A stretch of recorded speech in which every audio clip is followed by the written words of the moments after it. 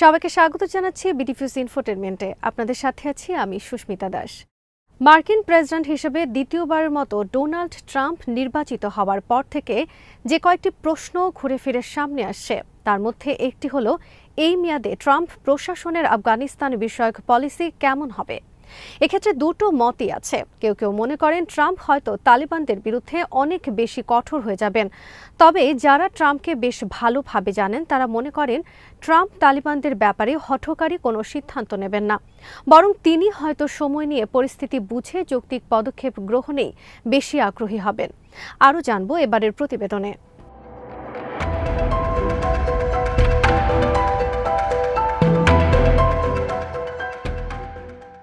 President Trump প্রথম মেয়াদে president নির্বাচিত হওয়ার পর আফগানিস্তানের ব্যাপারে পূর্বসূরি মার্কিন প্রেসিডেন্টদের মতো হস্তক্ষেপ করার কৌশলে অগ্রসর হননি। বেশিরভাগ বিশ্লেষক মনে করেন এবারও ট্রাম্প তার আফগান কৌশলে আহামরি কোনো পরিবর্তন আনবেন না। প্রথম মেয়াদে ট্রাম্প দীর্ঘস্থায়ী বিদেশি সম্পৃক্ততা এবং বিশেষ করে আফগানিস্তানে মার্কিন যুক্তরাষ্ট্রের দীর্ঘমেয়াদী উপস্থিতির বিপক্ষে তার অবস্থান পরিষ্কার করেছিলেন। তিনি ছিলেন 2020 সালে যুক্তরাষ্ট্র ও তালিবানদের মধ্যে দোহা চুক্তির মূল স্থপতি, যা মার্কিন বাহিনী প্রত্যাহারের পথ সুগম করে এবং তালেবানের ক্ষমতার প্রত্যাবর্তনের প্রক্রিয়াকে সম্ভব করে তোলে।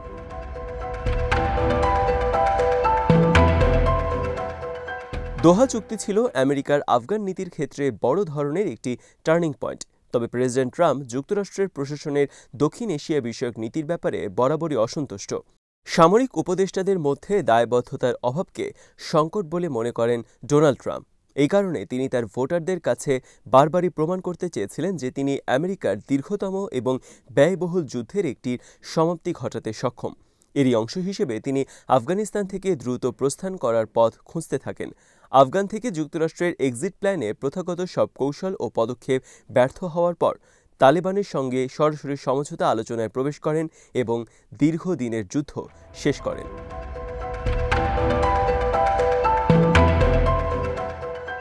এই বাস্তবতায় দ্বিতীয়বার মার্কিন প্রেসিডেন্ট হিসেবে নির্বাচিত হওয়ার পর ট্রাম্প সম্ভবত তার বিদেশ নীতিতে ব্যবসায়িক দৃষ্টিভঙ্গির সামনে আনবেন।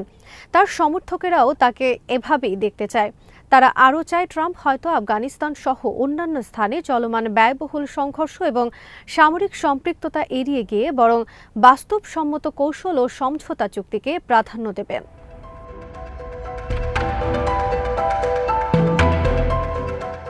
তালেবান নিজেও মনে করে যে ট্রাম্পের প্রেসিডেন্সি তাদের ভবিষ্যৎ সম্ভাবনার জন্য উপকারী হতে পারে। উদাহরণস্বরূপ, আফগান সরকার আশা করে যে ভবিষ্যৎ ট্রাম্প প্রশাসন দুই দেশের মধ্যে সম্পর্কের ক্ষেত্রে বাস্তবসম্মত পদক্ষেপ নেবে এবং দুদেশ সম্পর্কের নতুন অধ্যায় উন্মোচন করতে সক্ষম হবে। তালেবান সরকারের পররাষ্ট্র মন্ত্রণালয়ের মুখপাত্র আব্দুল কাহার বালখি নভেম্বরের ইউএস নির্বাচনে ট্রাম্পের বিজয়ের পর সামাজিক যোগাযোগ মাধ্যমে দেয়া এক পোস্টে তাৎক্ষণিকভাবেও এমনটাই বলেছিলেন।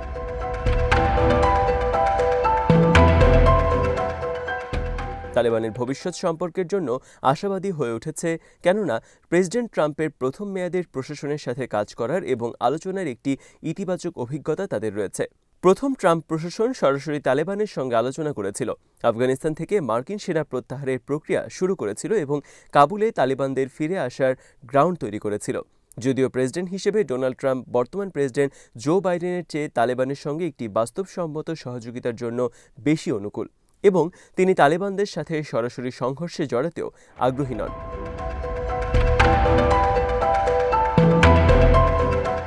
তারপরও বিশ্লেষকদের ধারণা, ট্রাম্প সম্ভবত তালেবানকে আফগান মাটিতে যা ইচ্ছে তা করতে দেবে না, কিংবা তাদের সবগুলো প্রয়োজন বা চাহিদা পূরণ করার সুযোগও দেবেন না। ট্রাম্প যেটুকু সুবিধা বা ছাড় দিবেন তার বিনিময়ে পর্যাপ্ত ফায়দা হাসিল করারও চেষ্টা করবেন বলেই বিশ্লেষকদের ধারণা। উদাহরণস্বরূপ, যদি তালেবান দোহা চুক্তির অংশ হিসেবে যে প্রতিশ্রুতি দিয়েছিল তা বাস্তবায়নে অগ্রগতি দেখাতে না পারে, তাহলে ট্রাম্প সম্ভবত মার্কিন সহায়তা সীমিত করবেন অথবা সুনির্দিষ্ট কিছু সেক্টরে আফগান প্রশাসনকে কোণঠাসা করার চেষ্টা করবেন।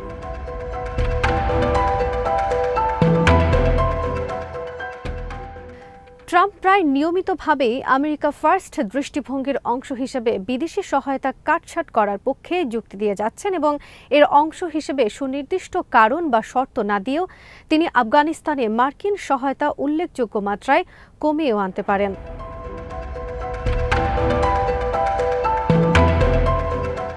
উল্লেখ্য, তালেবান ক্ষমতা গ্রহণের পর থেকে প্রতি সপ্তাহে মার্কিন প্রশাসন আফগানিস্তানের দারিদ্র্য পীড়িত জনগণের সহায়তা নামে প্রায় 40 মিলিয়ন মার্কিন ডলারের মানবিক সহায়তা প্রদান করেছে, যা আফগানিস্তানের মানুষের স্বাভাবিক জীবনযাপনে ইতিবাচক ভূমিকা রেখেছে।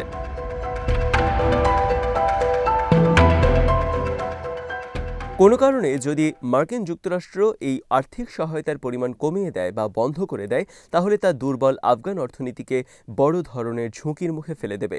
এমন কোনো সিদ্ধান্ত ট্রাম্প প্রশাসন নিলে আফগানিস্তানের অর্থনৈতিক সংকট গভীর হবে এবং দেশটির শিক্ষা, স্বাস্থ্যসেবা এবং খাদ্য নিরাপত্তার অগ্রগতিও মারাত্মকভাবে ব্যাহত হবে।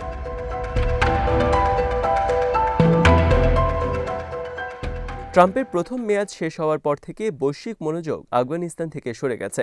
মার্কিন সেনা প্রত্যাহারের পর এবং ইউক্রেন ও প্যালেস্টাইনে বিশ্বব্যাপী গুরুত্বপূর্ণ সংঘর্ষ শুরু হওয়ার সাথে সাথে মার্কিন পররাষ্ট্রনীতিতে আফগানিস্তান ইস্যুটি অনেকটাই প্রান্তিক হয়ে পড়েছে।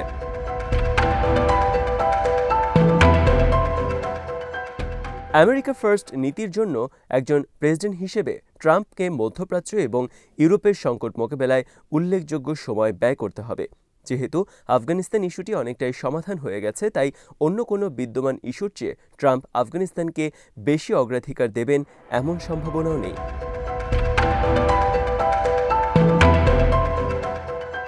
তবে ট্রাম্পের বিদেশ নীতিতে বিচ্ছিন্নতাবাদী প্রবণতা এবং তালেবানের উপর আরোপিত সহায়তা হ্রাস এবং অর্থনীতির নিষেধাজ্ঞার মতো বিষয় যদি চলে আসে, তাহলে আফগান অর্থনীতির পতন ঘটে যেতে পারে।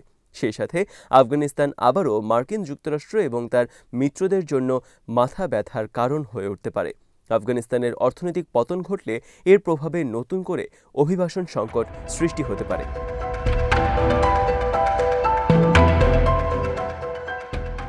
তিনি যদি মনে করেন যে আফগানিস্তানে তালেবান সরকার কোনো না কোনো উপায়ে মার্কিন স্বার্থের ক্ষতি করছে, তবে তার উপর কঠোর অর্থনৈতিক নিষেধাজ্ঞা আরোপ করতে তিনি বিন্দুমাত্র অস্বস্তি বোধ করবেন না। আঞ্চলিক অস্থিরতা বেড়ে যেতে পারে, বিশেষ করে খোরাসান প্রদেশে আইএসআইএস এর মতো চরমপন্থী গোষ্ঠীগুলোর বিকাশের উর্বর ক্ষেত্র তৈরি হয়ে যেতে পারে। যদিও অন্য কোনো দেশে হস্তক্ষেপের ব্যাপারে মার্কিন জনগণের মধ্যে বিরূপ মনোভাব তৈরি হওয়ার কারণে ট্রাম্পের হস্তক্ষেপ বিরোধী নীতি ক্রমশ জনপ্রিয় হয়ে উঠেছে। তারপরও এই নীতি দীর্ঘমেয়াদে চালু থাকলে দারিদ্র্য পীড়িত আফগানিস্তানে নিরাপত্তা চ্যালেঞ্জ সৃষ্টি করতে পারে।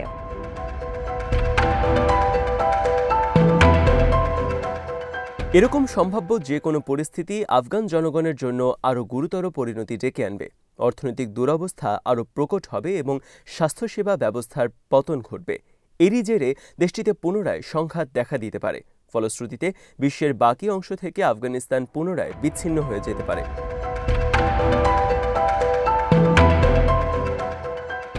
ট্রাম্প আবারও হোয়াইট হাউসে ফিরে আসার পর যখন তার আমেরিকা ফার্স্ট এজেন্ডা বাস্তবায়নের চেষ্টা করবেন, তখন আফগানিস্তান তার কাজের তালিকায় অগ্রাধিকার পাবে সেই সম্ভাবনা কম।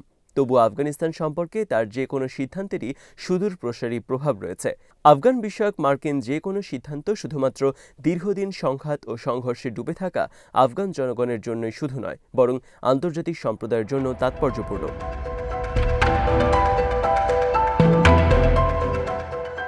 এক কথায় বলতে গেলে দ্বিতীয় মেয়াদে দায়িত্ব নেওয়ার পর প্রেসিডেন্ট ট্রাম্পকে তার আফগানিস্তান নীতিতে সাফল্য লাভের জন্য বাস্তবসম্মত প্রান্তিকতা এবং বৈশ্বিক মোড়ল হিসেবে দায়িত্ববোধের মধ্যে সঠিক ভারসাম্য নিশ্চিত করতে হবে। তাকে সতর্ক থাকতে হবে যাতে একটি সংঘাত শেষ করার প্রচেষ্টা যেন পরবর্তীতে আরও খারাপ কোনো সংঘাতের সৃষ্টি না করে। কেননা অন্যান্য দেশগুলো, বিশেষ করে প্রতিবেশী দেশগুলো, আফগানিস্তান ইস্যুতে তাদের অবস্থান পুনর্বিবেচনা করতে শুরু করেছে।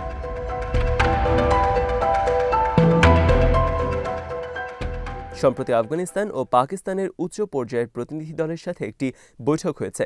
দ্বিপাক্ষিক সহযোগিতা বাড়ানোর বিষয়ে আলোচনা করতে কাবুলে আফগান পররাষ্ট্রমন্ত্রী আমির খান মুত্তাকির সঙ্গে দেখা করেছেন পাকিস্তানের বিশেষ প্রতিনিধি ও রাষ্ট্রদূত মোহাম্মদ সাদিক।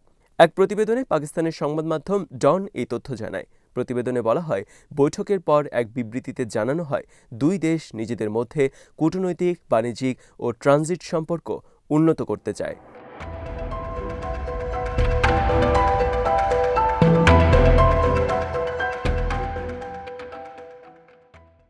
এই দুটি দেশের মধ্যে প্রায় ২,৬০০ কিলোমিটার দীর্ঘ সীমান্ত রয়েছে। এদিকে তালিবানের প্রধান কূটনীতিকও জানিয়েছেন যে কাবুল ইসলামাবাদের সাথে ইতিবাচক সম্পর্ক চায়। আজ এখানেই শেষ করছি। সমরাস্ত্র, প্রতিরক্ষা ও কূটনীতির নানা তথ্য জানতে চোখ রাখুন বিডিভিউস ইনফোটেনমেন্টে। চ্যানেলটি ভালো লাগলে সাবস্ক্রাইব করুন, সংযুক্ত থাকুন আমাদের ফেসবুক পেজে।